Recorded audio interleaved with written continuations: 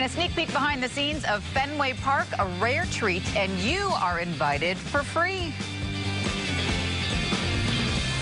This is Fox 25 Morning News.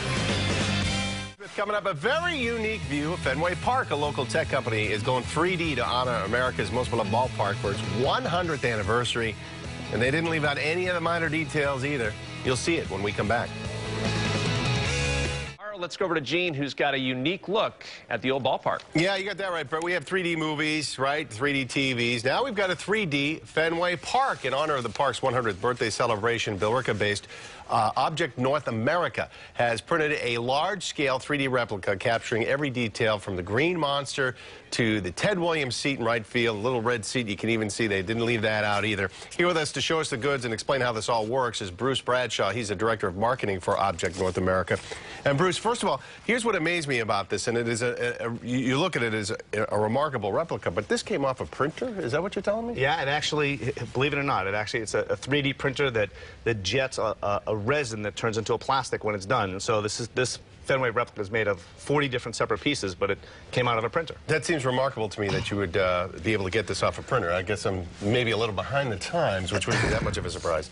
How tough was it to get it to scale and to get everything into place and draw it up? And is that the first thing you do? You actually literally go to a drawing board? Yeah, well, we actually hired a modeler by the name of Rob Rodriguez. He's a guy that took blueprints and pictures of Fenway, and he actually put it into a 3D CAD package software and designed it all up. And we tried to capture all the relevant new sections of Fenway and things along those lines. And you'll notice there's items like the pesky pole and the Ted Williams seat that are on here. You got it on there. I know our camera's got a tough angle here, but you can see the Teddy Ballgame seat is right in there, the nice red seat, which is at 502 feet, I think, from home plate. I can't remember. Lots of discussions on that the last couple of days. Yeah, that's right, because Josh Hamilton almost put one up there as well, but that's not something we want to talk about. What made you decide, you know what, Fenway, let's do a 3D model here? Well, for me personally, I'm clearly a Red Sox enthusiast. I can remember bringing my son to Fenway Park as a child, but the company in general, Objet, we're based in Billerica up the road, real Fenway Park, Boston Red Sox fans, and we said, how can we contribute to the 100th anniversary and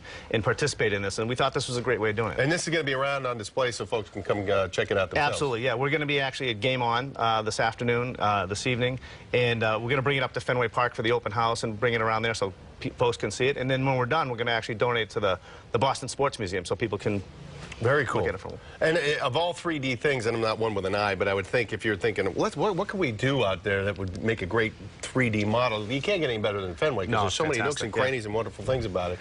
It just kind of stands out. You walk up and say, wow, that's Fenway.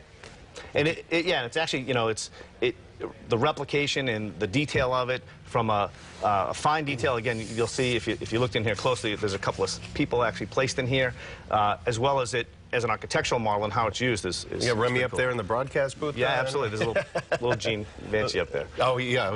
He's behind a pole, probably got bad seats. So what is it exactly you guys do at Objet North America? Is this the type of work you guys are involved with anyway? Yeah, so we actually sell printers that make these or that allow folks to make these. So any company, Fender Guitars, BMW, Graco, Garmin, all use our products to replicate their products before they go to market, before they're going to manufacture a million of these things. They want to make sure they fit. How long is the process, too, from sort of concept till what we see here? Well, this was probably about a 3-week project in general. 2 to 3 weeks of that was design, a week worth of printing and assembly and that kind of stuff. So it's something that can be done in a relatively short time considering the scale of the project. Sure, absolutely. Obviously, if you're printing a small thing like the lights, right. That's a smaller project than something of this scale. And are you finding there's a demand for this stuff now? Because I think when people see something like this and they have, like, say, a guitar, and they want to have it in a 3D version, it's funny. Cool. The demand is real high in consumer or in corporate America, but it's actually starting to come down to the consumer level as well, where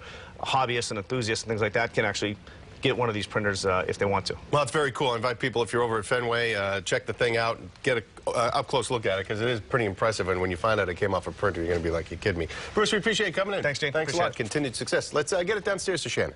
All right, Gene, thank you very much.